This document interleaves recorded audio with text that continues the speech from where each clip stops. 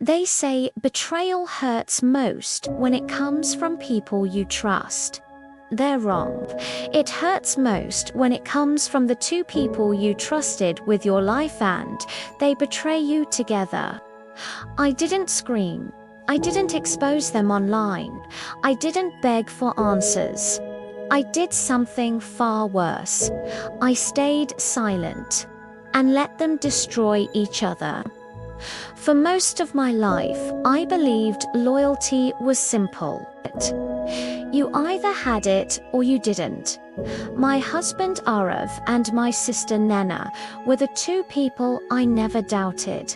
One was my partner, the other my blood. They were the constants in my life, the people I defended even when the world questioned them.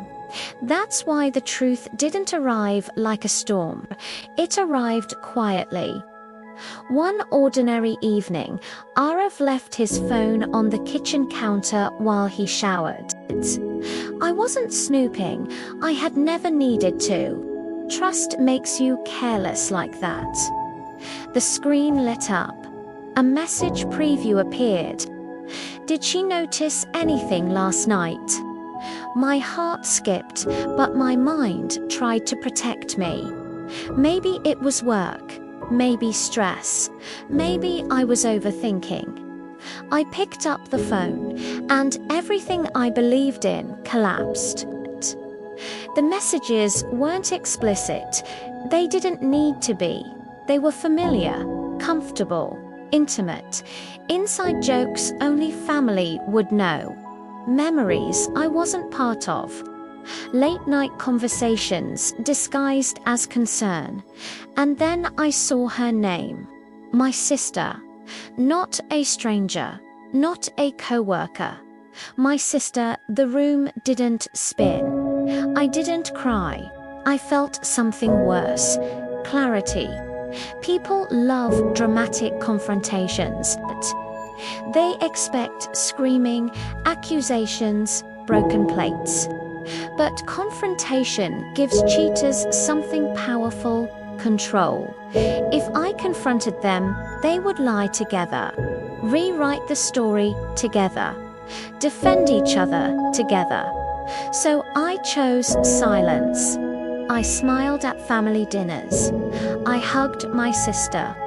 I listened to my husband talk about his day, and while they thought they were being careful, I was watching. Silence makes people careless.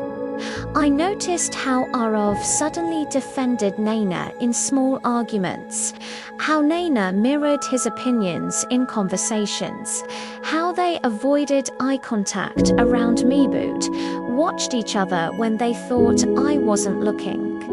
I didn't spy, I didn't stalk, I simply paid attention, and I learned something important. They didn't trust each other. That was my opening. I didn't need proof, I needed pressure. So I started planting doubt. Small, harmless, almost accidental. To my husband, I casually said one evening, "Nina mentioned you've been distant lately." She sounded worried. To my sister, days later, I sighed and said, "Arav's been acting strange. I wonder if he's hiding something." I never accused, I never blamed. I only suggested, and suggestion is far more dangerous than truth. Doubt is a slow poison. Arav began checking his phone more often. Nena started asking questions she never asked before. They began arguing in whispers, questioning each other's intentions, rereading old messages, searching for betrayal, ironically, the very thing they had done to me. They didn't realize it, but their secret was already collapsing. Because affairs built on betrayal can't survive distrust. The first crack appeared during a family gathering. Nena accused Arav indirectly of being distant. Arav snapped back defensively. Their tension filled the room like smoke. I sat quietly, smiling, watching. That night, Arav asked me a question he had never asked before. "Do you think your sister lies?" I looked at him calmly and said, "Why would she?" That answer destroyed him. I didn't need to do much more. Their guilt did the work for me. They started spying on each other, testing loyalty, withholding affection, and then it happened. They accused each other of cheating on each other. The irony was almost poetic. One night, Nina showed up at my door in tears. She didn't confess. She didn't need to. She said, "I think Arav has been lying to me." I held her while she cried, and in that moment I understood something powerful. They weren't united by love. They were united by secrecy. And secrecy doesn't survive daylight. The affair ended the way it began, quietly. No closure, no honesty, no victory for them. Arav tried to return to normal. Naina avoided family gatherings. And me. I finally spoke, not to accuse but to leave. I told Arav I knew.